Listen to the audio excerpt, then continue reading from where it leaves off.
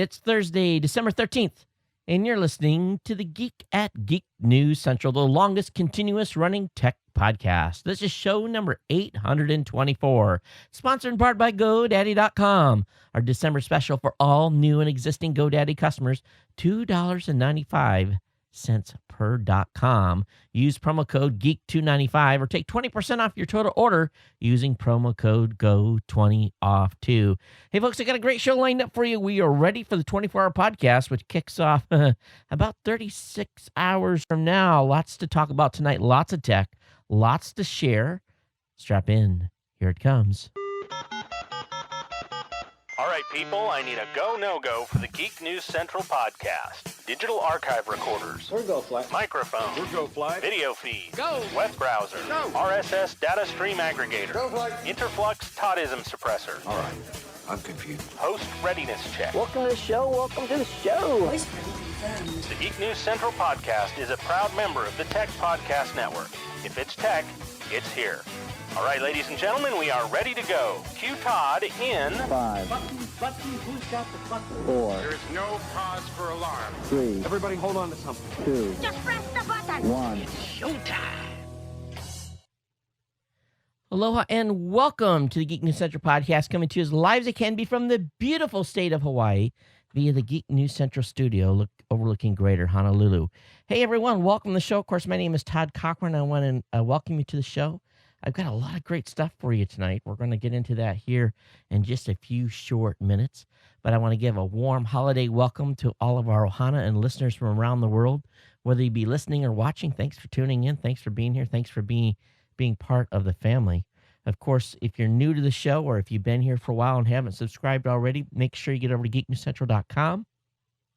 You'll find the subscribe link in the second column of the website and the newsletter at the top. Get subscribed to both those. That way you'll never miss a single episode, along with all the great content that I put together for you here twice a week. Lots of great shows over at geeknewscentral.com. We've got the Gadget Professor, Robot Underpants. We have the Saturday Morning Tech. We have this show, which, of course, is produced every Monday and Thursday. So definitely get subscribed to them all. We definitely appreciate that you do. And follow all of our fantastic hosts and our blogging team as well that's putting together lots of great content here at Geek News Central. Of course, if you want to reach out to me, it's real easy to do so. And all you got to do is reach out via Twitter at Geek News. You can email me here, geeknews@gmail.com. Our voicemail hotline is open 24 hours a day, of course, at 619-342-7365. If you're over on the website, all you got to do is click the little button on the side of the website that says Send Comment, and that's going to load a special little box that says Send a Voice Message. You can send one real easy. All you do is click Start Recording and use the microphone on your computer to do that. So look forward to getting your feedback on the show. It's definitely appreciated here when you do that.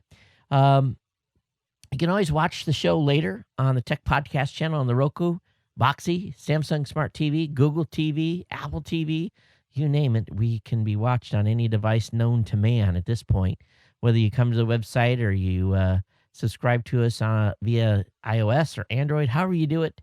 Definitely follow the show, and we appreciate when you do. Hey, the live audio stream tonight is up. Actually, I forgot to start the live stream account, but we're actually on the, I guess for a better word, the ad-free system on Amazon. And I tell you what, they've done a fantastic job in being able to let me basically put this show together, ad-free. And it doesn't cost me a great deal of money to stream live, and it'll be a lot of fun when we're doing the 24-hour show here up and coming in the next couple of days. So, of course, we're a proud member of the Tech Podcast Network here, and this show, as always, is sponsored in part by our good friends over at GoDaddy.com. And I got a little quick message from my good friend at GoDaddy, Danica Patrick. Let's see if we can cue Danica up here. Go ahead, Danica. Hi, this is Danica Patrick, racing star and GoDaddy girl. I rely on my race team to make my cars Well, lean and mean. maybe we're going to hear her. Let's try that again. And now I'm probably going to blow you out. What goes on is, let's try this again, Danica. Hi, this is Danica Patrick, racing star and GoDaddy girl. I rely on my race team to make my cars lean and mean. And I know the geek here at Geek News Central relies on the team at GoDaddy for lean, mean web products like domain names, hosting, and email. Check out all of Todd's great GoDaddy deals at geeknewscentral.com/GoDaddy. Well, I couldn't have screwed that up any bigger. Oh, man. There's a little cable down here on the floor that patches in the feedback loop that goes into the system. And I knew as soon as I hit play, you could only hear half a channel at half a volume. And I just reached down and tapped it with my foot, and he went, phew, and of course it blew up on me. So, all right, hey, let me just share with you what we've got going on with GoDaddy this month. And I tell you, I've got $2.95.coms, which is really the buy of a lifetime. And get over to GoDaddy and pick those up. And also, the time is running out on the 20% off special. And this is super critical here, folks. If you want to get 20% off at GoDaddy.com, what you got to do is you need to go and use the promo code GO20OFF2 when you're picking up some products and services. So definitely get over to GoDaddy.com. I've got a whole bunch of codes for you to use at GeekNewsCentral.com/GoDaddy. All the codes are listed there in black and white for you. There's a code there for every occasion. It's real easy to find the link on the website. It really is. All you got to do is scroll down the site and you'll see GoDaddy promo codes. Click on that. That's going to take you in. We've got SSL certificates right now for $4.99. Of course, the 20% off code. And, of course, Geek295 to get the 295.coms, along with just a plethora of other codes there for you to use. Share those with your friends, family members, people that you know, people that you love, people that you trust, and definitely send those out and share them. We definitely appreciate it here. And we want to thank GoDaddy for being a longtime sponsor here at Geek News Central. And we'll see if we can use Danica in a more effective way in a later show. So, oh, man, that's just funny. It truly is. Okay, hey, let me start off tonight. Just a little late getting started on the show tonight. Have a birthday boy in the house. And so we've just been absolutely crazy busy here. It's been insane. We've been down to one vehicle because my wife is still shopping for a vehicle. Well, you know, fellas, you know, we know what we want, right? We've already picked out the car. We've already seen what we've wanted. This is becoming beyond painful to the point of so anyway, tonight I handed her the we're going to put a certain amount of money down, and then we're going to finance the rest of on the vehicle that we're going to get. So I handed her a voucher from my credit union. I say, okay, this voucher is good up to this amount. Don't spend it all, and you're going to put this much down in cash. And happy shopping. So she just gives me this look. Yeah. So anyway, it's been a crazy week. Been running back and forth with just one vehicle. It's been nuts. We are definitely a two-car family here for sure with everything that's going on. So anyway, I'm a little bit peaked from a busy week, and a little busier than normal, and having to do all the extra stuff that normally there's two vehicles to spread the duties out. But I'm blessed to be able to actually be able to afford a second vehicle at this point. You know, we've saved a long time, so we're going to finance a minority of the vehicle, and put the most of it cash down. So what we've always done, and this, you know, we'll get into the tech content and what's going on here, but what we do every month is we pay ourselves. If we have I for years did not have a car payment. And the reason it was because every month I would pay myself into a separate account. It was kind of my car fund. And I always drove vehicles till the wheels fell off. So when I bought my vehicle, we were able to put a huge down payment on that. And then we, had a number of years here in between that. So we're about ready. We wish we had a little more in the account. But at this point, just adding up the dollars and cents on what it's going to take to get this other vehicle back on the road, it's just better to put a for sale sign on it, disclose what's wrong, and let somebody have it and have a project vehicle. So we'll see how things go this weekend. Definitely, I'm not going to be out doing any vehicle shopping because we got the 24-hour podcast. It's going to be kicking off first thing Saturday morning. And I published a schedule at my time anyway. It's going to be 11 a.m. Eastern, your time. So we want you to come and hang out with us during the 24-hour podcast. I really want you to. We're going to have, I got a lot of new media topics on the schedule, but there's going to be a lot of other just general discussions. I think you guys are going to get a kick out of it and have a lot of fun. I've had Adam Curry was going to be on the show immediately at 11 a.m. Eastern time Saturday morning, but his wife and him are in Amsterdam right now. I don't know exactly what's going on. I know he's got some immigration issues. I don't know if that means his wife's having trouble get back in the United States or what it is. But long story short, I don't know if Adam's going to be here at 11 a.m. or not. I'm crossing my fingers that he is. And if he is, he is. If he isn't, Rob and I will handle the first hour. Then we go into a full bevy of guests, really every hour on the hour for the next 24 hours. And I'm sure at about the 20-hour or 19-hour mark, I'm going to be a jelly, toast, cooked. But hope you guys will be here to cheer me on for the entire event.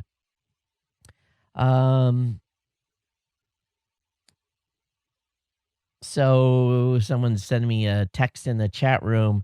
No, I have not seen this story on digital trends. I'll have it linked up. Thanks for providing that. I'll have that actually in the listener links tonight. But that wasn't actually on the cover list. And it's probably a topic I don't necessarily, we'll talk about it when I get into the regular content tonight. So I have that to talk about here before we get in. I'm a little bit familiar with the article that he's linking to in the chat room. But beyond that, beyond the 24-hour show, we're going to give some prizes away during the show as well to enhance you guys to come and stay and watch. We're going to be giving prizes away periodically, so you have to be live and watching to win. Some will be small, some will be a little bit bigger. And so some will be contest-driven, tweet-driven, a variety of different things. So we look forward to being able to give some prizes away during the 24-hour podcast as well. And don't forget, of course, that we are, this is a big event. We're raising money. It's not just for basically for fun and games. And I'm actually going to bring up the actual 24-hour podcast site itself, 24hourhrpodcast.com, and help if I had this preloaded. Is it going to load? Here we go. And I've got, of course, over on that website, I've got the schedule events. Nothing fancy with this website. But, as we announced before, we're going to be raising money for the Wounded Warrior Project. And this had a quick link to their website. And of course, the Wounded Warrior Project is basically where your money is going to go in to help recovering warriors, family support. It's going to help them, when family members need to be near their loved one. So there's going to be the goal. We hope to raise about $2,500 during the 24 hours. That's my goal. We'll see if we get there or not. But we hope that you'll help us out. We'll have a donate link on the website during the show. And then at the end, we'll definitely do a proof of delivery of that cash to the Wounded Warrior Project. So make sure that you know that your dollars are going to that charity. So we look forward to having that during the 24-hour podcast and raising money for that. Studio's prepped as much as it can be. I'll probably come through here tomorrow night before I crash a few hours early to kind of get things situated a little bit better than what it is now. But I've been hot and heavy at work in here this entire week. CES scheduling's been going on. It's almost like a mild panic because I keep, my head, what am I missing? What have I forgot? What do I still need to do? What do I need to order? What have I missed? And there's always these plethora of things that we have to do to get ready for that event. It's really kind of a semi-controlled chaos at the very, very best. And so, it can be a little unnerving as we're getting ready to prep to go out to Las Vegas and and cover the show. And I'm bringing up the CEA website right now. But we've got lots of stuff. Basically, we're getting inundated with emails. I think we've had about around 300 vendors already reach out to us. And I don't think we've maybe booked a third of them already. And so, getting the bookings all done so that we're ready to rock and roll is a big part of our preparation for CES. And that's taking up a huge amount of time on my part. So again, we're partnering up with Livestream for our ad-free content during the show. So I look forward to having them on board. And of course, Sherry from the Sherry Cast arrives here in Honolulu on Sunday. Of course, Sherry's my mom, so she's going to be participating in my Insider, my special show. So we hope that you'll, if you're not an insider already, that you'll consider becoming one by going over to geeknewscentral.com/insider. All right, let's take care of the last piece of business here, and then we'll get into the full lineup of discussion points I have tonight on the tech side. We've got actually probably more news than I can actually get through in the allotted time. So be prepared. I got a bunch of stuff to go through tonight. But, as I've said before, meetings are essential for any business to be successful. This time of year, between holidays, bad weather, sick days, getting everyone in the same room, you just forget it. But you can do that still with GoToMeeting, the powerful, simple way to meet and collaborate with clients and coworkers online, no matter where everyone is. If they're traveling, if they're snowed in, if they're homesick. Of course, I don't know if I want someone in a meeting if they're homesick anyway, but sometimes you just have to get somebody in a call. But GoToMeeting allows you to share the same screen, making it easier to be on the same page. And with the built-in HD video conferencing, you can see others really face-to-face. And it's easy to launch and join a meeting from anywhere using your computer, smartphone, or tablet. And now you can present, of course, from your iPad as well. I love GoToMeeting, and it is an essential part of my toolbox. Matter of fact, this morning, real early, we had gotten, with Angelo, my CIO at Raw Voice, we've been basically trying to get Automatic's attention. That's the folks over at WordPress, about a bug they had in Jetpack that was affecting our PowerPress plugin. And they actually, one of the Automatic folks reached out, said, hey, we see that you know what's going on, and we'd like to talk about the patch you're suggesting. And I wanted to be on the call too, just to kind of observe the conversation. So Angelo basically launched a GoToMeeting session, and basically I popped in. So there's three of us, the Automatic rep, Angelo, and me. And Angelo introduced me, and I said, hey, I'm just here to, I'm not a programmer or nothing, just kind of here to hear what you guys have to say. Because it was, it's a big deal for us to get this. We made a patch to make sure that the actual software was going to be fine, but we wanted to get with Automatic and say, here's what we're suggesting. And that meeting went well. And I really think the face-to-face thing was the really most important part. But again, try GoToMeeting free for 30 days. Don't wait for this special offer. Visit GoToMeeting.com, click the Try It Free button, and use the promo code podcast. Remember, use the promo code podcast. GoToMeeting.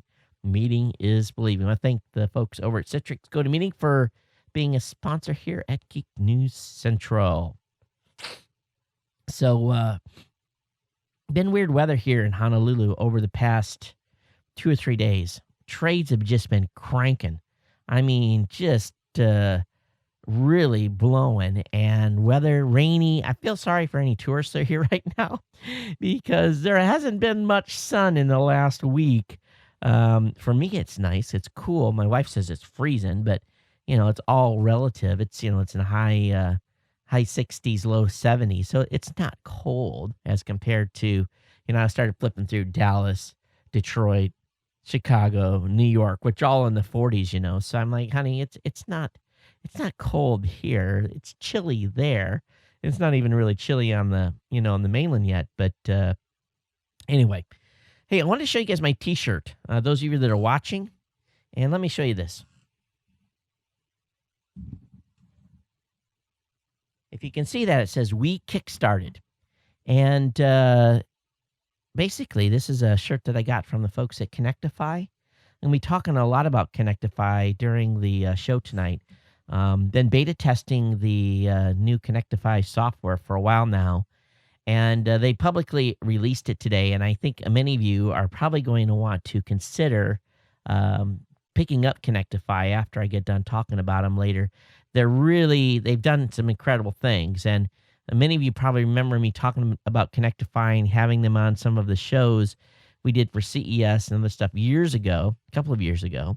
But they've done some cool stuff with a Kickstarter, and we'll get into that here in a few minutes. But I'm just going to flat out tell you I'm in love with their software package. But anyway, I'll wait till that story comes up a little bit later in the show.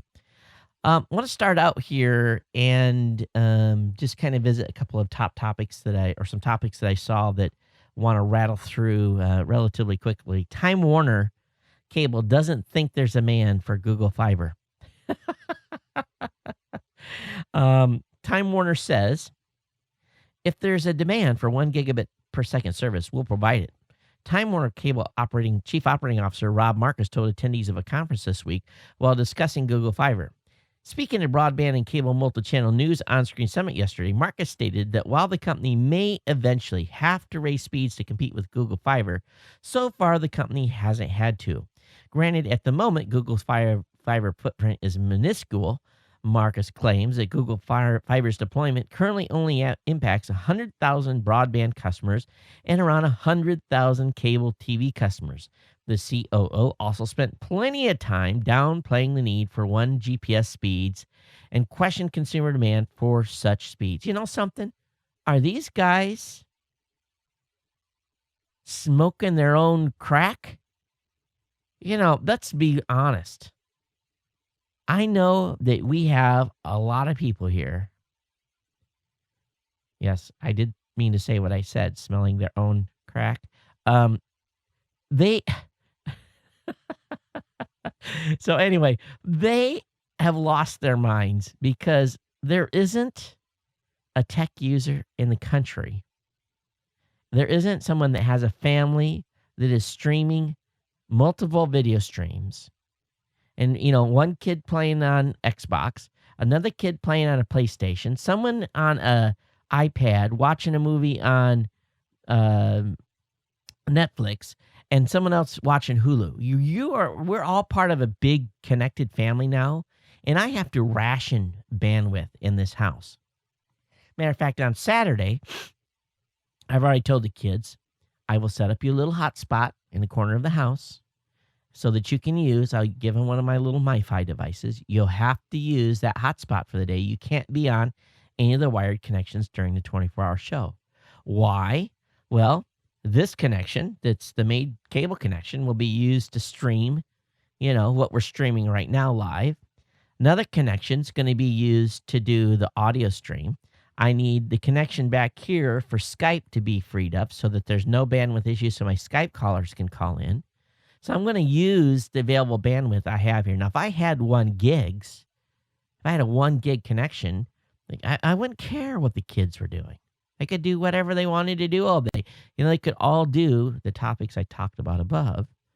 So when Time Warner doesn't think there's a demand for Google Fiber or for 1 gig per second service, first of all, you couldn't afford it if they brought it in. You couldn't afford.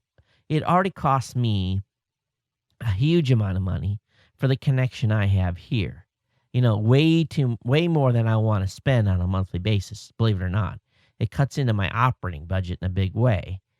But it's incredible that they would actually say that. And it's laughable. It really is. And, it just makes you wonder what universe they're living in. Now, speaking of which universe some people are living in, John McAfee is back on U.S. soil. He was deported from Guatemala and has arrived back in the United States on an American Airlines commercial jet. He landed in Miami last night. Apparently, he's holed up in a Miami smart South Beach neighborhood. And apparently, he says that he arrived by taxi after a group of customs or immigration agents, he didn't know which, escorted him to an airport taxi stand. He says, I have no phone, no money, no contact information. And basically, he's got to have access to some money somewhere, So we'll see what happens with this. Maybe in Belize, they'll put a, wanted uh, warrant out for this guy, and maybe the U.S. will deport him back. But, this guy's gotten a lot of news coverage, that's for sure. And, the average person would not have gotten this type of news coverage, especially if they're a potential suspect. Again, I'm saying a suspect. And I'm no way inclining to say that he is more than that. Actually, he's not even a suspect in Belize. He's just wanted as a person of interest to talk to. But, let's be honest. If he wasn't John McAfee and carrying the McAfee name and well known for the McAfee antivirus software, which, of course, he has no relationship with. It's just, I bet you that software company wishes that they had renamed the software. I'm almost betting they're wishing that they weren't being called McAfee. But anyway, long story short, we'll see what happens with this guy. And I'm sure the drama is going to continue. But, from a human interest standpoint and his who and what he did in the past, we'll keep tabs on him. I'm sure the rest of you are as well. Hey, how many of you that are watching the live video or the stream tonight likes the green motif in the back? And, I got green tonight. We had blue on the last show. I kind of like the blue a little bit better, but I thought I would go with green tonight. And we'll probably change the color every hour during the 24-hour show, if nothing else, just to spice things up. So, got a lot of comments on that, a lot of email comments. People came in and said, hey, wow, love the color. And so I'll have a lot of fun with that. Hey, Google Maps has been released for iOS, and not a shocker. It was number one in the App Store today. Number one free app. As soon as I heard about it, I downloaded it too. And man, thank goodness it's back. Woohoo! They've really done a nice job. And Google needs to be commended. And Apple, they've had to eat a little crow here. Definitely, that app went right over and basically in place where the other map app was. And definitely I'll be using this as my primary map app now. So a few people are whining and saying, "No, that it's not as good." And I'm like, "Are you kidding?" It just was pretty shocking to someone to actually say that. And also, if you are a Amazon Prime or you use Amazon Instant Video, you'd be good to know. Reporting here by GigaOM that Amazon Instant Video is now playing on the iPhone and the iPod Touch. So that's a big move here.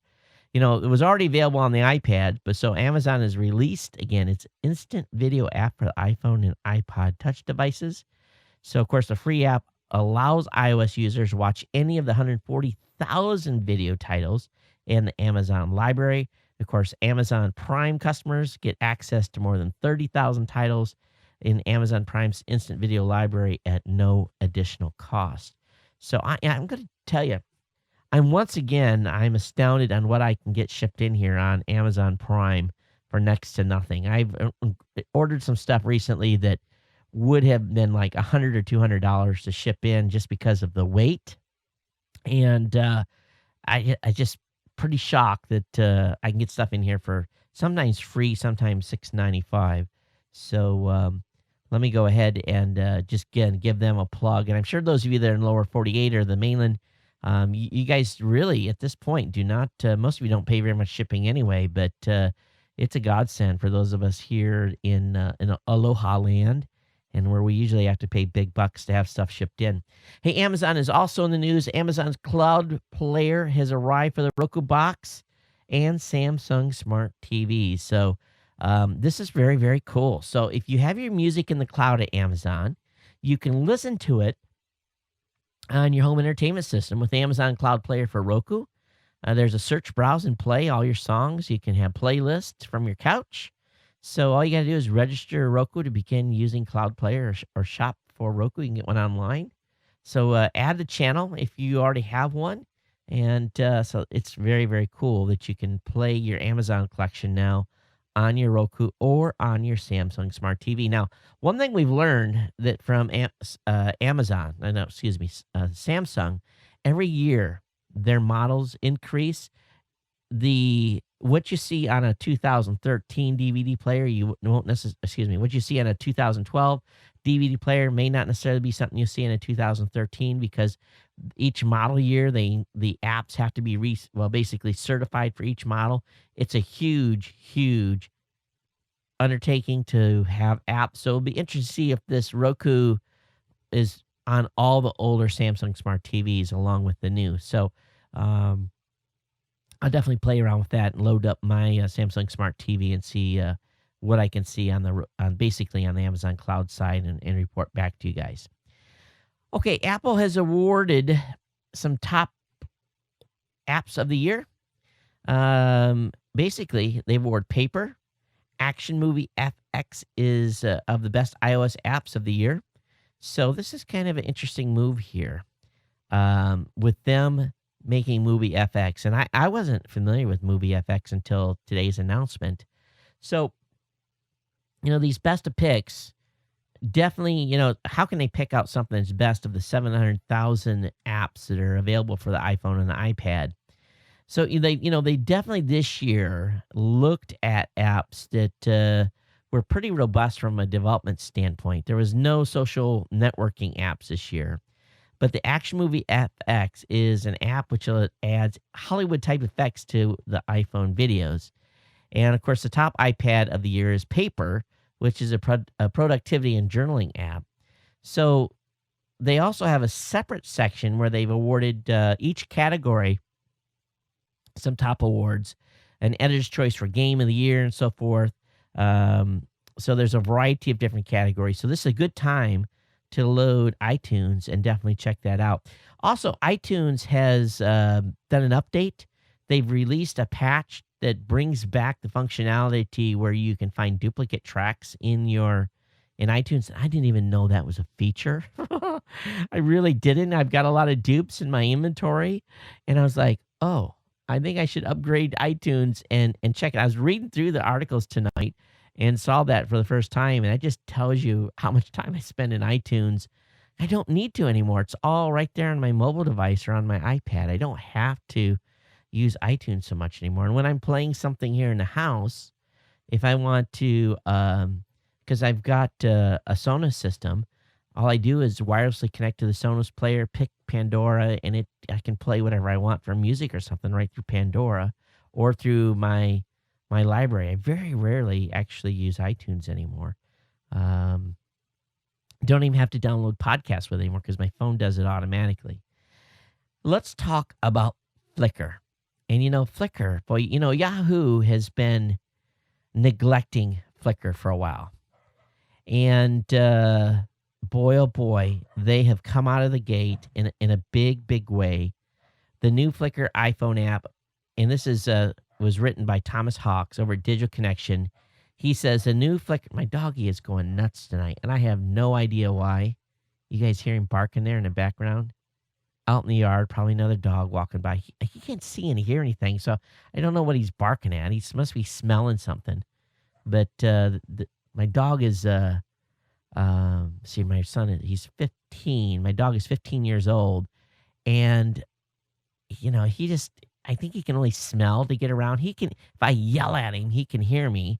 And he's able to follow me. He must see shadows and stuff, but he doesn't see real well. He's out in the yard barking at a shadow, I guess. But anyway, this article by Thomas Hawk says the new Flickr iPhone app is really mind-blowing, fantastic. And he does a really good review of the entire app and what it does and how it works and how you share and push to Facebook and everything else and how you can crop and edit and everything else. So definitely very, very cool. And I haven't loaded it yet. But one thing I want to hopefully we can do is we can use this at CES and have everyone pushing to our Flickr account. He's still barking out there. He never barks this long. So there must be a cat or something in the yard because that's about the only thing he barks at.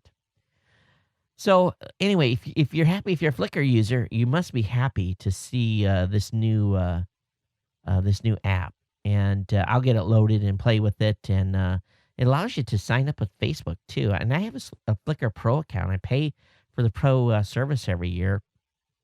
So I'll have to get to using it again, and we'll see how it integrates. So I'm looking forward to using it. In a little bit of shocking news, the Samsung chief strategy officer prefers to use Apple at home. This guy should have kept his mouth shut, because the folks in South Korea that head up Samsung's technology division are probably not going to be very happy with him. Young Sun, Samsung's chief strategy officer, admitted to Technology Review in an interview that he can't get enough of Apple products. From the interview, I use a Mac actually at home. I've always used Mac and iPhone and an iPad. At work, I'm using Samsung devices. Apple at home mainly because of all my systems and files are done that way. That's sticky, you know. Oh my goodness.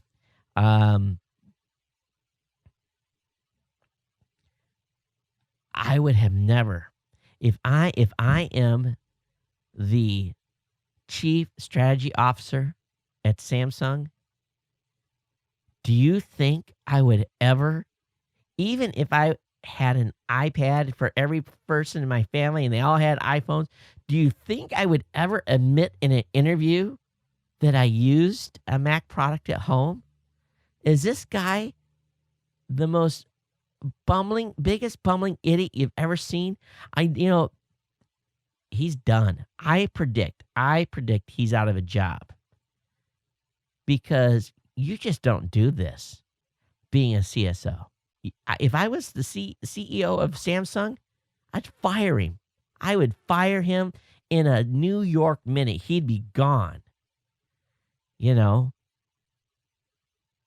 don't care what status he had with the company. I would fire him so fast. Now, he'd probably go work for Apple, but this is incredible what he said.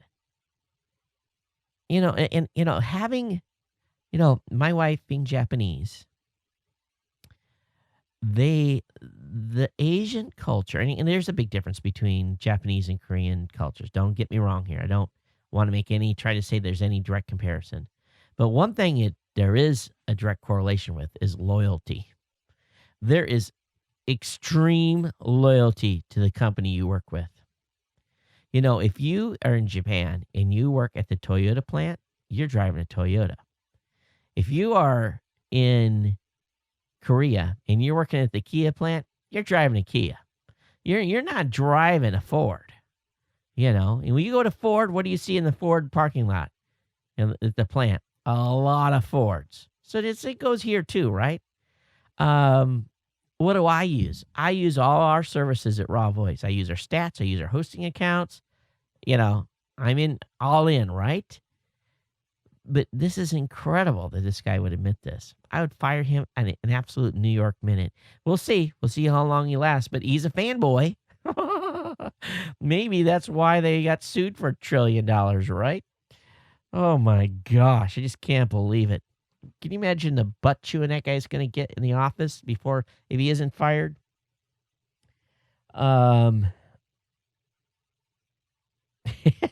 Some in the chat room said, I'm fairly certain this man will lose his job pretty soon. He tied a metaphorical noose around himself. Yeah, exactly. Okay, hey, let's talk about DNA for a second. Have you ever thought about having your DNA mapped out? I saw today an article that's over on Gizmodo that I was shocked at. And, a DNA profile can tell a lot of things, and it also doesn't tell everything. And it gives you some, it may tell you if you are susceptible to Alzheimer's, which probably I am already the way I forget stuff. I have to keep notes on everything. It also tells you if you're susceptible to cancer and a variety of different stuff. And it's if you have your DNA done, it could be, here's the warning, you prepare for it, right? And in this day and age, if you want to live a long time, that's what you're going to have to do. But it's always been too expensive. Listen to this, and I'm going to sign up for it. I'm going to do it. I'm going to read the report back to you guys. unless it has something crazy in there, it could get my insurance canceled. But anyway, it says mapping out your genome is the 21st century equivalent to start staring deep inside your soul. It's tempting to look, but terrifying what you might find. The DNA divers at 23andMe are hoping that slashing the price of their home testing service from $300 down to $100 will be enough to tilt the scales toward discovery. $100. I'm going to do. My wife and I are both. I have my wife and I both do it. I'm ordering the kits at 23andMe, and have the kits sent in, and we're going to do it. Both of us are going to do it. I think this is if nothing else, it'll be some level of fascination to see what the reports say, being that we know family history and everything else. But for $100, I just think it'll be a real interesting thing to do. And I'll be able to share with you guys how the results turned out.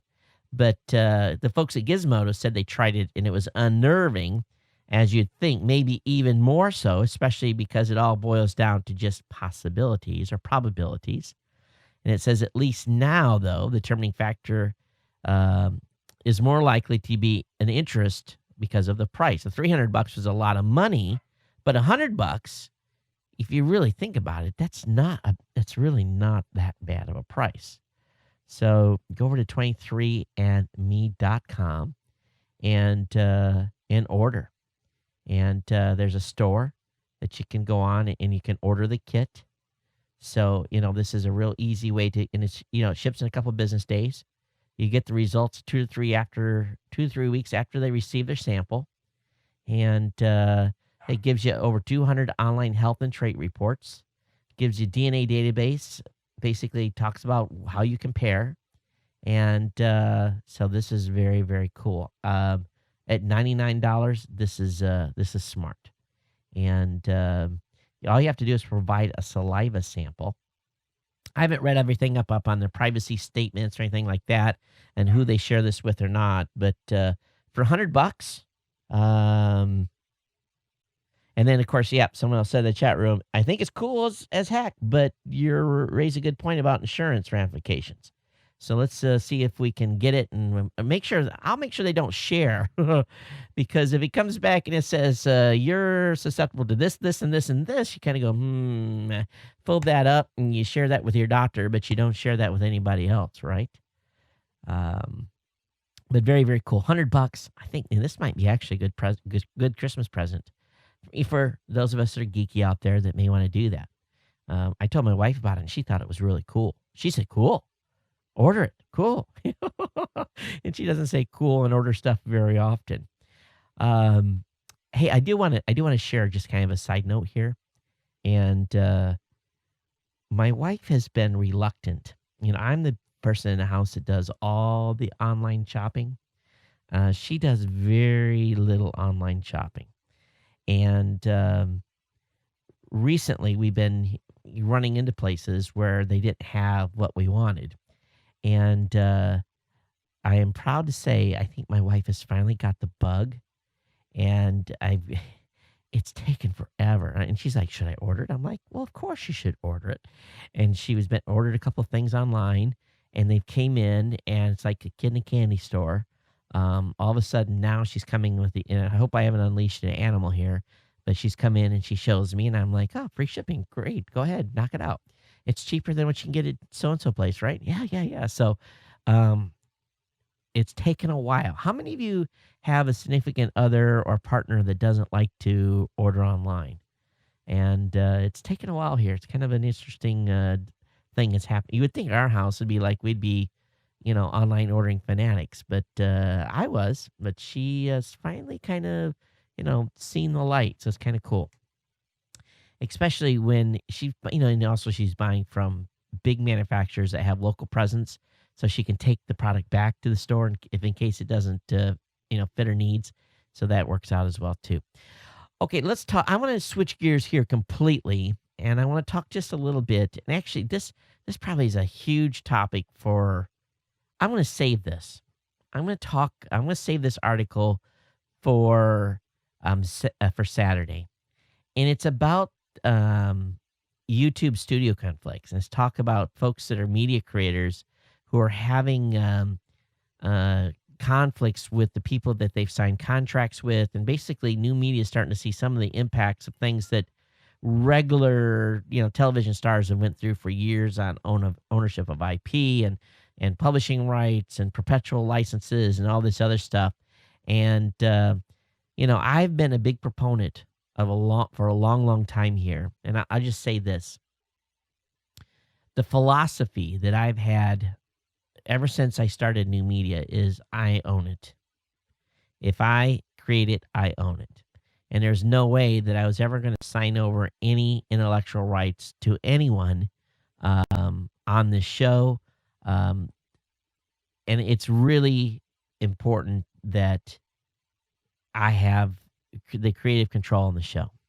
Now, we've seen, and it goes beyond that. The philosophy goes beyond the creative control and owning my own content. It also is about having my own website, having my own brand, controlling just the whole process, and not allowing a third party, any party, to disrupt what I do. And that includes, and here I am, the CEO of Raw Voice, but it also includes if, and I'm just throwing a hypothetical out there. What happens if something happens, Raw Voice goes away?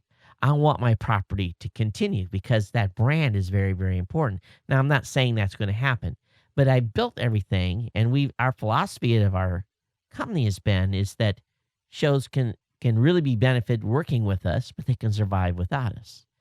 And that's, kind of a weird thing to say, but we've really had that philosophy of being able to provide great tools, but not locking people in. And so when these guys that are these content creators get locked in and have signed contracts for creating content, and some other company says, oh, now I own your IP, it just makes your hair stand up on the back of my neck, and it rankles me to no end.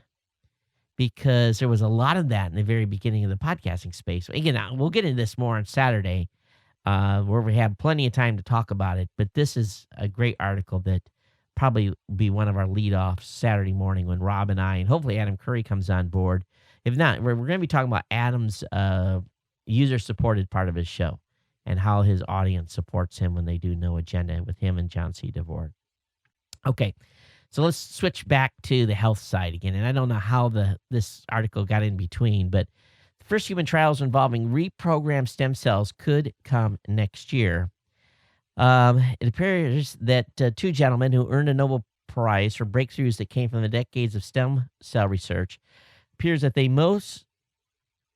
may be working to help change lives. Now, John B. Gordon and Shinya Yamanaka, who earned the Nobel Peace Prize, are going to start doing some advanced cell technology where they are going to reprogram stem cells.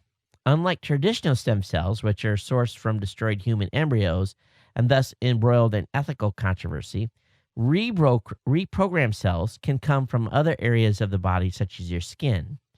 So they hope through this technology that they will be able to reprogram these cells to develop better treatment options for patients suffering from leukemia and anemia, and individuals certain types of diseases routinely need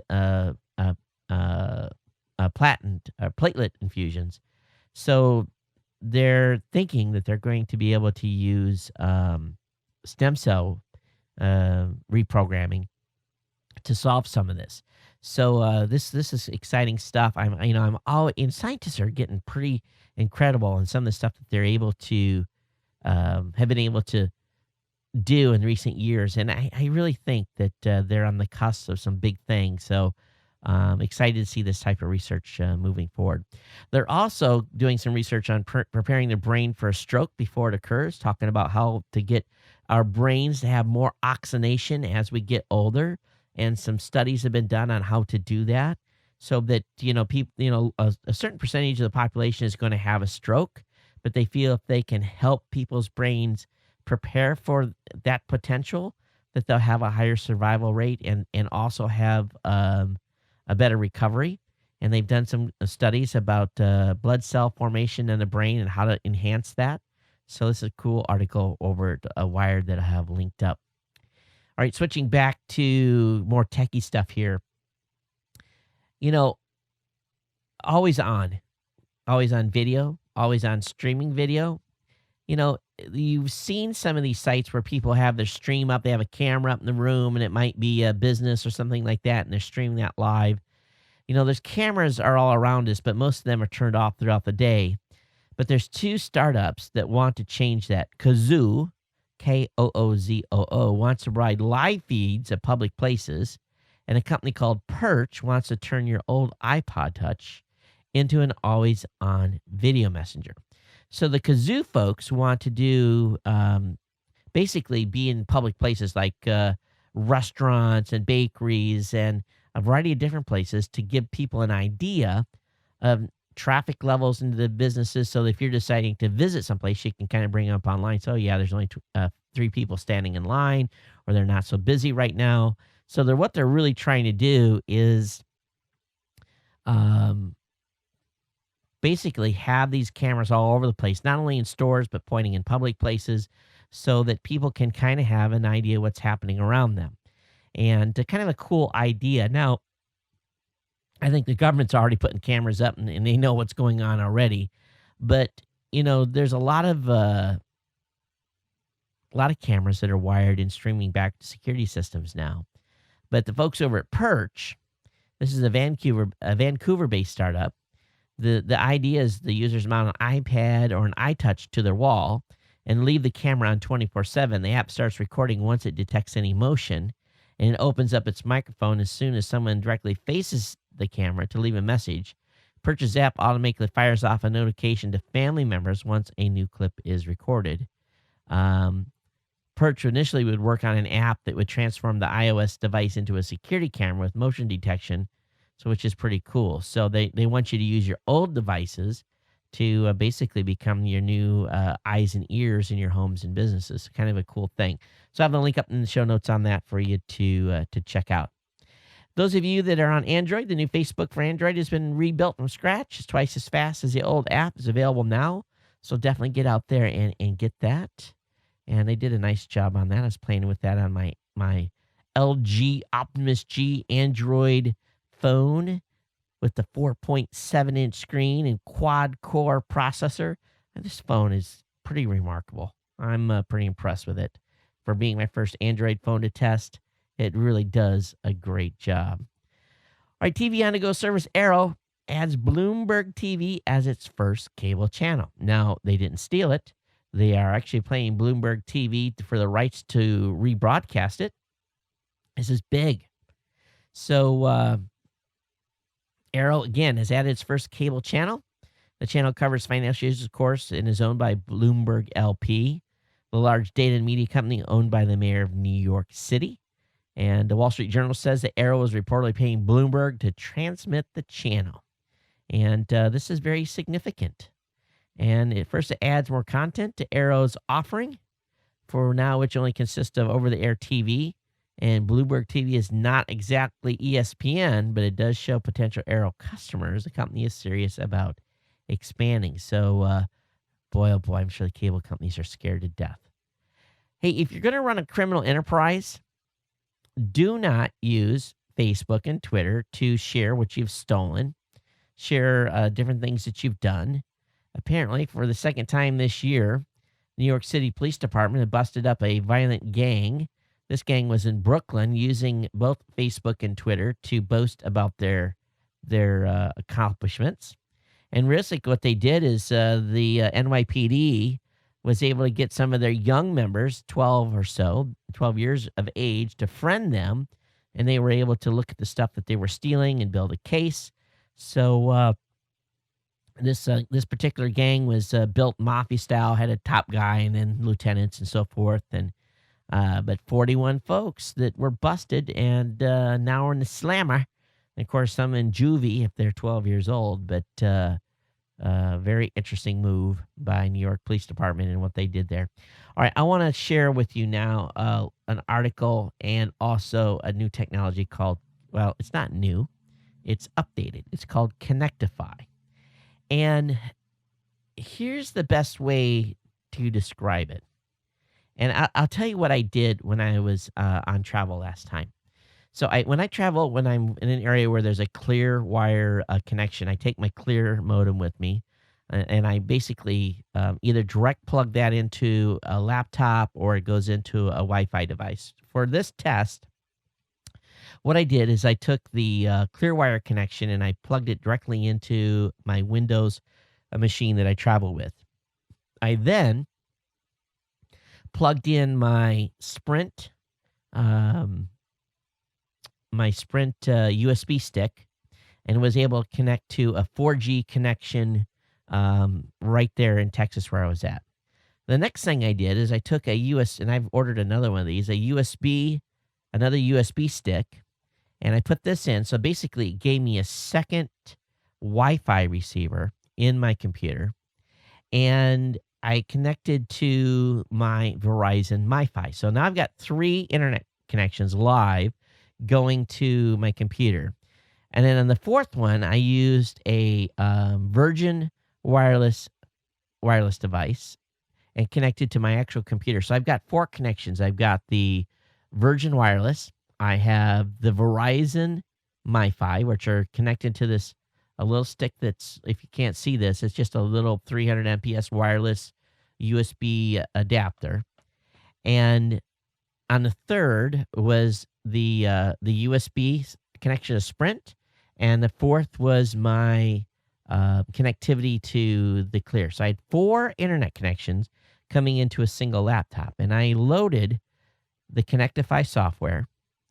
And what it does is it used multiple connections simultaneously with what's called Connectify Dispatch, and then it basically shares stuff out, and basically you get this huge pipe. And, there's a lot of you that are probably liking the idea of blending multiple connection types. And this Kickstarter product, which I donated, I think, $100 to, I've been really, really impressed. So, as promised, their app unifies cellular, Ethernet, and Wi-Fi connections, as many as a computer can muster, and it's really an incredible piece of software. And it allows you to prioritize where you're going to have, who's got the, if this one's costing you money, it stacks it. It's really awesome. And I was able to get some incredible upload speeds. Now, here's the real odd thing. And I don't know how the magic that they do this, but you don't go through a central server with them. It's all right on your machine, and it runs incredibly well. And we're going to be employing this heavily at CES to maximize our connections on the Windows machines that we have to really give us all one speedy link. And we think that if we leverage this right, we might be able to get some real cool on-the-go type of basically on-the-go type of coverage. And so I got this cool T-shirt and a couple of devices and software. I paid for another license tonight. I like it that much. But Connectify, you can find the website over at Connectify Me. And actually, let me load this. And I don't want to load the page that has my license info because I was actually set as I ordered another connection today. But if you go over to connectify.me, watch the video. And this, I'm telling you, this is incredible. And if you travel or you have more than one connection in your house, you got to check this out. So, and if you go to buy the software, buy both pieces. Buy the hotspot and buy Connectify Dispatch and the Connectify Hotspot Pro. It's really good, and it's one license per computer. And so I can't wait. Can't wait to, and they're adding more features the more people that buy the product. So basically they're going to, as they sell copies, they're going to start opening up more features on this. And So this is what's kind of cool. The more people we get to support it, the more stuff they're going to be able to add. It's all a financial thing, and the community is basically paying for the new features and everything that they do. So this is awesome. Again, this allows you to connect to like a coffee shop Wi-Fi and your 4G mobile device simultaneously and using both internet connections for combined speed and new price reliability. And what they're really doing here, and let me tell you what I think is ultimately going to happen. My goal is there's some vendors out there that have some very expensive bonded hardware where you can put 6 or 7 mobile devices. If you have enough USB ports and the software will support it, you could almost build a bonded connection with this software for under $100. The bonded solutions are $1,500, $1,600, $1,700 at a minimum. And then they want you to pay monthly rental and all this stuff. But this could really have a big impact on media creators. So I'm really excited about what Connectify is doing here. And it really is going to make things different when I go on the road and having enough bandwidth when I'm in a hotel that has limited bandwidth, but I've got a couple of other connection standpoints with me. So this will be cool. And I had a lot of fun with it when I was in Texas playing with it. All right, that's enough on that. Let me go ahead and switch Connectify.me. And yeah, Rob, so no more disable one, enable another. Yes, you got it. You figured it out, my friend. Connectify.me. All right, I want to, I saw an interesting chart today, and it's kind of, I don't know if it's political, and I don't want to be political, but I wanted to show you guys. There's a chart that shows U.S. energy flow, and I thought it was pretty interesting. And I don't know if I can blow this up or not. Can I blow this chart up? And I don't know who did this study. Oh, source was U.S. Energy Information Administration, Annual Energy Review. And let me talk about how energy flows in and out of the United States and our utilization totals. And I think if I look at the middle section, it gives me the actual percentage points. So we exported 10.36% of petroleum and other type of exports. We use 19.64 coal, 24.8 for natural gas. Petroleum was 35.28. Nuclear electric power was 8.26%, and renewable energy was 9.14. Now I didn't add these up. Oh yeah, and then geothermal was 2%. Solar PV was 2%. Waste was 5%. So that basically, and they actually break down the renewable energy. Sorry. Hydroelectric made up 30% of the renewables, wood 22, biofuels 21, wind 13, waste 5, geothermal 2, and solar PV 2%. So kind of an interesting chart here, but there's a lot of ins and outs on this thing, but it kind of just shows you what's going in and out, and it gives you an idea. Here, for example, energy breakdown for basically how it's being used is 21.6% was residential, 18% commercial, 30% industrial, and transportation was 27%. And I'm sure transportation includes gas we put in our cars and semis going down the road. So the residential and transportation totaled up 48% of our total energy use in the United States, with industry and commercial making up the other 48 or 49%. But it shows the inflows and outflows. I think it was really fascinated. It was over on polyzeros.com. Not really sure how I found this site, but anyway, it's kind of cool, kind of a cool chart. And I have a link up in the show notes for you to check it out. You know, you hear these numbers being thrown on the news and so forth, and you really never know, okay, what's the real number? But link is up. Boy, we're going to go long tonight. I've only got like halfway through this stuff, so I'm going to have to speed up here.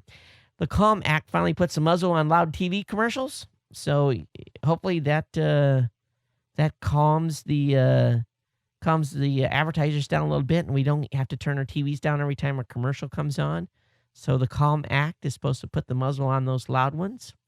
The ITU treaty negotiations have collapsed as U.S., Canada, and the UK have refused to sign. So as anticipated, several countries did push to expand the UN's authority to regulate the internet. And the U.S., along with many of its allies, has said they will not sign the updated treaty.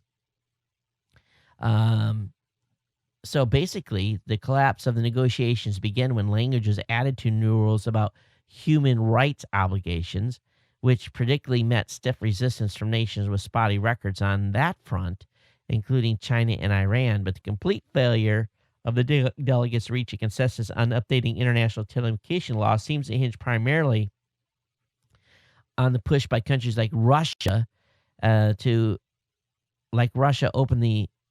was trying to open the internet to additional UN regulations that could cover everything from security to the assignment of addresses, something that's currently handled by the ICANN. So basically, a number of U.S. allies refused to go along here. So it seems that this has been stopped, but definitely it did come up at the end of the ITU. A federal judge has affirmed the right to caller ID spoofing as long as it's not harmful. Interesting. Don't know about that. Why would a judge do that? So a federal judge has a firm right to caller ID spoofing, as long as it's not harmful. Makes you go, Intruders have hacked industrial heating system using backdoor posted online. Apparently, hackers illegally accessed the internet-connected controls of a New Jersey-based computer internals heating and air conditioning system by exploiting a backdoor in a widely used piece of software. The backdoor contained an older version of what was called the Niagara AX framework. And here's the crazy part. It's used to remotely control boiler, heating, fire detection, and surveillance systems for the Pentagon, the FBI and U.S. Attorney's Office, and the Internal Revenue Service, among many others. The exploit gave hackers using multiple unauthorized U.S. and international IP addresses access to a graphical user interface, which provided a floor plan, layout of the office, which control fields, and feedback for each office and shop. So I guess they could have turned the heat up, turned the heat off, and turned cameras on and turned cameras off. Kind of scary stuff. So that's what's going on the hacking front. Now it's controls. All right, I want you all to listen up here. Still with me? Still listening? I want you to listen closely. This is a little bit of an interesting article that I haven't seen anything on before. U.S. Counterterrorism Agency will store data on innocent Americans to look for future crimes. This is an article over on The Verge and a variety of other websites. And this should make all of you sit up and say, what? You ever heard of an organization called the NCTC? I've never heard of this group. With surveillance technology and evidence of a nationwide NSA wiretapping program, it's already difficult enough for the average person to stay out of the ever-expanding crosshairs of the U.S. counterterrorism operations. A Wall Street Journal investigation unsealed records from the National Counterterrorism Center, NCTC, which reveals a list of expanded guidelines allowing the agency to collect and retain records on millions of American citizens, even those not suspected of committing any crime. The documents, which were unsealed by Freedom of Information Act by the Wall Street Journal, made in March of this year, showed revisions which dramatically expanded the agency powers. Previously, the guidelines required that the agency should or must remove any records it have collected on U.S. citizens that are not reasonably believed to be terrorism. It says not reasonably believed to be terrorism information. By the revision, it now allows the agency to retain the records of those innocent citizens for up to 5 years, during which the agency will be able to continually assess the data to track the possibility of future crimes. The new regulations allow the NCTC to share U.S. person data with any appropriate entity, including foreign governments and private companies, on the cover of merely determining whether or not that data is relevant to terrorism. And during the period of retention, the agency is is also now able to investigate individuals using pattern-based queries based on data sets unrelated to terrorism, something the 2008 guidelines explicitly prohibit.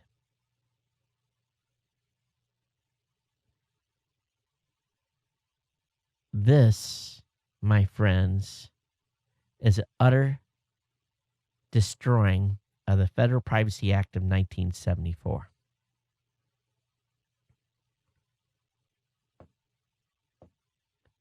Does this not make you go, holy crap? The revisions to rules now allow the NCTC to retain the records of innocent citizens for up to 5 years. The database contains things like flight records, employment history.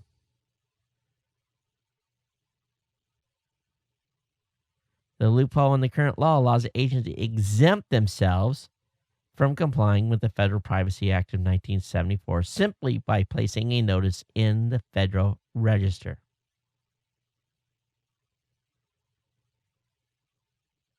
This was debated in secret, but eventually went through anyway.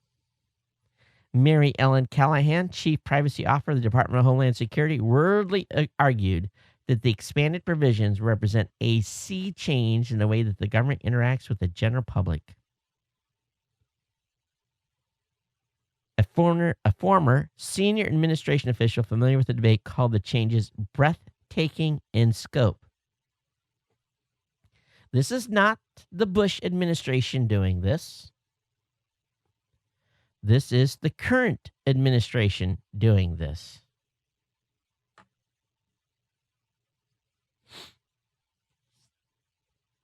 Does this not set you guys back on your heels? I just found this incredible. Some people are going to say, well, you have nothing to hide. I have nothing to hide, but it's very obvious that the government knows everything they want to know about you and more. Now, are you ready for this next thing? Sit back. I got more for you. Remember back in 2007, when in a public communication, the Obama administration and the Electronic Frontier Foundation were trying to go to court in 2007. Does that make sense? The Obama administration was in office in 2007. All right, remember when they were supposedly there was this box in an AT&T building in San Francisco, which basically was looking at telecommunication stuff. At least that's what was alleged. And the case went forward and basically got shut down. But a new judge on the case, District Judge Jeffrey White of San Francisco, isn't so sure that the current administration may automatically prevail by its assertions of state secrets privilege, according to the judge marks in a Wednesday filing. The state secrets doctrine was first recognized by the Supreme Court in the McCarthy era and is asserted when the McCarthy era, that's scary, and is asserted when the government claims litigation threatens national security and might expose state secrets. Judges routinely dismiss cases on that assertion alone. So basically, we could have the EFF could be coming back, and this case may ultimately get moved forward. And of course, if this case gets reinstated, this could be big. Again, this is based on the article that was published in Wired a number of years ago that outlined a secret room in an AT&T San Francisco office that routes internet traffic back to a U.S. government agency. And again, the lawsuit was filed during the Bush administration. And of course, the president at the time signed legislation immunizing the telecommunication companies for their alleged participation in the program. So, it doesn't matter if you got a Republican or a Democrat in office, but based on these last two articles, they're doing everything in their power to allow agencies to do what they're continuing to do, unfettered, and, in my opinion, very much against the Federal Privacy Act of 1974. What do you guys think of that? Really, I don't know. It just, to me, it makes it go, It really does. So let's go ahead and switch gears. But I want to hear your feedback. geeknews@gmail.com. Twitter me at geeknews. Call the hotline at 619-342-7365. Someone says in the chat room, didn't the Obama administration promise for more transparency? I don't think any administration is giving any transparency. You know, talk is cheap. It really is. Doesn't matter who they are. Now, I don't even want to talk about DMCA stuff. I'm just tired of it. But now site owners are just basically being strong arms and hand over your domain and we won't prosecute you. And that's the gist of this article on Torrent Freak. I'm not going to go any further than that, except that companies are just handing over their domains and running away like scared children. Along with that, Canadian ISPs are preparing for an assault by BitTorrent troll prosecutors. So they're ready for their day in court. A UK streaming link site. The operators will handle suspended jail sentences. These guys weren't even hosting any media. They were just linking to copyright violated material. Simply linking to it has got these guys suspended sentences in the UK. The only good thing that's going on in this front is Verizon is determined to expose BitTorrent copyright trolls. So the Verizon actually fighting back. Verizon's fed up with the avalanche of mass BitTorrent lawsuits. They're determined to put an end to copyright trolls, extortion-like practices. The internet provider is asking a Texas court to grant discovery so it can expose how these companies operate. According to Verizon, copyright trolling practices don't belong in court, and the ISP equates the companies involved with schoolyard bullies who push and shove until firm opposition is met when they shrink away. So Verizon's fighting back. Bravo for them. Six strike agreement that may be implemented next year. There's finally admission going on that people may have lawsuits filed against those who are pirating. Participating ISPs are going to be tracking folks, and they're going to provide information and give information on subscriber accounts so that information is available for the content owner representative if it elects to initiate a copyright infringement action, aka lawsuit against it. So 6 strikes is another thing that's going to be going after you. And the only other good news today is Google is starting to report false DMCA takedown request. So nice to see that they're actually putting that in their reporting. Sprint is making a formal offer. The $2.1 billion Sprint is making a formal offer of $2.1 billion to acquire Clearwire. So they're trying to just basically wrap them up and own them. So we'll see where that leads. There's a great article on makeuseof.com talking about what does your computer say about you. And this is kind of a fun one. It's got a few points. It says if your computer's less than a year old, you're on the cutting edge. You're hip, trendy, and up to date with the latest in the world of computer hardware. If your computer's 1 to 3 years old, I'd say you're just about average, nothing to get excited about. Maybe other categories would prove you're more unique. And they go into all these different categories. But if your computer's older than 3 years, you're not a demanding user. You need your computer to be there for you, but it doesn't have to perform extraordinary feats of number crunching and graphics. So it goes in and talks about screen size, keyboard type, hard drive, graphics, and it basically generally profiles you on what type of computer you own. So I'll have that up in the show notes for you to check out. Hey, how many of you have built your own system and purchased some of these high-efficiency power supplies for your computer? If you've done that and you bought an 80+, you need to read this article over on Extreme Tech. Talks about if you're really getting your bang for your buck here. So I have that link up in the show notes. Again, this is for folks that build their own computers and use high-efficiency power supplies in their builds, okay? Link will be up in the show notes on that. Those of you that want some cool audio editing software at a very low price, Wavosar, W-A-V-O-S-A-U-R, Wavosar is tiny and free. It's a full-featured audio editor. Again, W-A-V-O-S-A-U-R.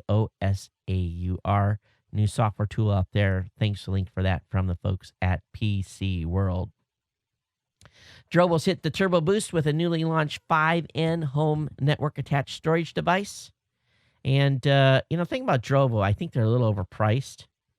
You can pick up a 5N basically with no drives for $599. You can, it's still expensive. Now, you can stick an SSD drive in this thing, I guess, but very expensive. 5 drive, of course, it's RAID and has RAID-like striping. I've got a Drobo, but haven't been using it in a while. It's just too slow. Mine's a USB. It's just too slow and expensive to run. Sony rumored to announce new combat cameras at CES 2013. We'll have that coverage for you at the show. Samsung, LG, and Sony to launch 5-inch Full HD smartphones in first half of 2013. So they're going larger on screen size. Apple has updated malware definitions to detect new SMS scam that's going around. So if you basically get an update notice, definitely update your system. As I mentioned earlier, Apple's released iTunes 11.0.1 and has added the duplicate item finding back into it. It includes iCloud and AirPlay fixes. A little more news on topics on mobile devices. Verizon is pushing Android 4.1 update to Samsung Galaxy S3 tomorrow. So look forward to that update. You'll be able to get Jelly Bean. And again, if it's going to be pushed out to its version of Samsung Galaxy S3 phones, be aware. And in a big monumental shift in their decision, New York City Taxi Commission has voted yes to 1-year trial of cab hailing apps like Uber. This is huge. This is lots of bickering between the New York City Taxi Commission and Uber. It looks like they're going to try it. So that's a big win by Uber. So we'll see where this goes over the next year in New York City. A couple of moon probes we've had circling the moon doing some science. They're going to crash them Monday into the moon. I'm like, why are they doing that? The Gravity Recovery and Interior Laboratory GRAIL probes, Ebb and Flow, will crash into a mountain on the moon Monday afternoon, ending a fruitful mission to study the surface and composition of the moon. So there's a good article here, but I guess these probes are done and they're going to crash and burn them right into the moon's surface. It's okay. Watch out below. Here it comes. And of course, everyone heard about North Korea launching a satellite. What did they do? Launch a basketball or something? But it's very, very troubling. And I tell you, this could lead to something bigger. It really could. It's a big deal. But we'll see what happens here. Oh, you know those petitions that have been going around in the White House? It appears the Obama administration will have to respond to a petition to begin construction on a Death Star by 2016, now that the appeal has gathered a critical number of signatures. The Star Wars-inspired petition was posted on the White House We the People site on November 14th, and today passed 25,000 signature threshold, required an official reply. And the final article tonight is a huge iceberg breakup. It's one of the biggest ever been caught on camera. It's going to be made into a full feature-length film. When you see the a little bit of the 3-minute clip that's been made available, you're just going to be wowed. So I have that link up in the show notes. Well, I went entirely too long tonight. I want to thank you for being here. Thanks for being part of the family. Thanks for watching the show. It's been my pleasure to bring it to you. Do not forget that this show is sponsored in part by our good friends over at GoDaddy.com. Come over to geeknewscentral.com/GoDaddy to get all of the promo codes. And, of course, by Citrix, GoToMeeting, Meeting is Believing. Go over to GoToMeeting.com and use the promo code podcast to get that free 30-day trial. But, hey, folks, I'm going to be back with you for a full 24 hours live Saturday, starting at 11 a.m. Eastern Standard Time, right here at Geek News Central, at live.geeknewscentral.com, at 24hourpodcast.com, and a whole bunch of other sites that are simulcasting. We've got the schedule up at Geek News Central. Check it out. I want you to be here. Come hang out with me for a few hours if you can, especially when it gets late, like this time of night when I've been going for 14 or 15 hours. I'm going to need you here with me. It's definitely going to be like the MDA telethon where Jerry Lewis starts getting a little weird at 20 or so hours. Definitely going to need you here tomorrow or Saturday night through Sunday morning. It should be a great event. I'm hoping I am able to keep the energy up, but we're going to have like 44, 45 guests over 24 hours. So there's going to be lots of stories, lots of things to share. It's going to be fantastic. I just can't, I think we got a great lineup. I really do. And it's going to be fire hose. We're going to feed so much information to people. And if you've been listening to the show since 2004, you may not. And if you've caught every episode, you may not need to listen. But if you've only been here a little while, we are going to tell you everything there is to need to know about new media, real life examples, how to build networks, how to build shows, gear you're going to need, you name it.